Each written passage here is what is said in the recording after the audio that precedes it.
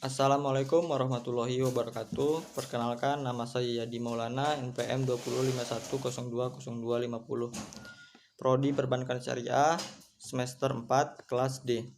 Di sini saya akan memaparkan penjelasan mengenai tugas saya yang berjudul Valuasi Ekonomi Dampak Pencemaran Limbah Industri PT PTPN 7 di Desa Rejosari, Lampung Selatan, yaitu Natar. Untuk pendahuluan, yang pertama ada membahas materi tentang valuasi. Valuasi ekonomi merupakan suatu kegiatan ekonomi yang memberikan nilai kuantitatif terhadap barang dan jasa yang dihasilkan oleh sumber daya alam, lingkungan, baik atas dasar nilai pasar atau market value maupun nilai non pasar yang biasa disebut juga non market value.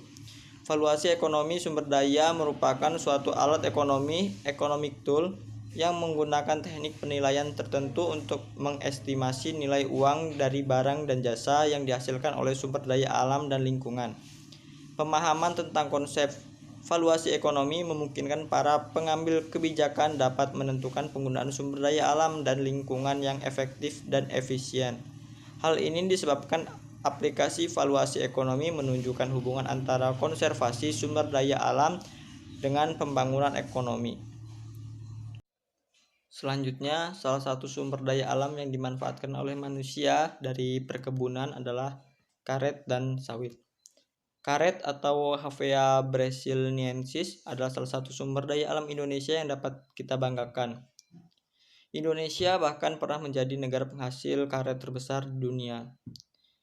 Dan kelapa sawit adalah jenis tumbuhan yang termasuk dalam genus Elaeaceae de ordo Archaea. Tumbuhan ini digunakan dalam usaha pertanian komersial untuk memproduksi minyak sawit. Kelapa sawit Indonesia telah berkembang menjadi bagian yang paling penting di dunia dalam hal produksi minyak sawit. Indonesia saat ini menjadi nomor 1 dan telah mengalahkan Malaysia.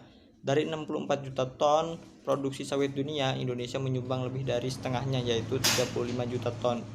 Indonesia menyumbang 54% dari produksi minyak sawit dunia. Hasil perkebunan ini lebih ditujukan untuk ekspor sehingga dapat menghasilkan devisa bagi negara. Untuk selanjutnya yaitu bagian masalah. Selain memiliki manfaat atau dampak ekonomi bagi masyarakat, namun tidak dapat dipungkiri bahwa aktivitas pertanian karet dan sawit tersebut akan membawa dampak negatif bagi lingkungan. Dampak dari aktivitas manusia terhadap lingkungan alam, jika dicermati semakin banyak kegiatan manusia menjadi semakin beragam.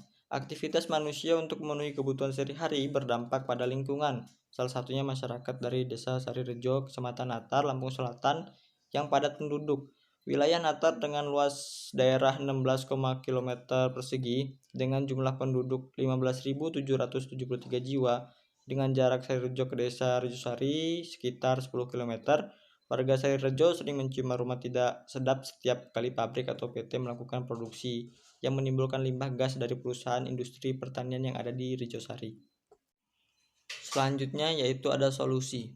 Untuk solusinya, tanggung jawab sosial dan lingkungan perusahaan mengikuti regulasi peraturan yang sudah ditetapkan.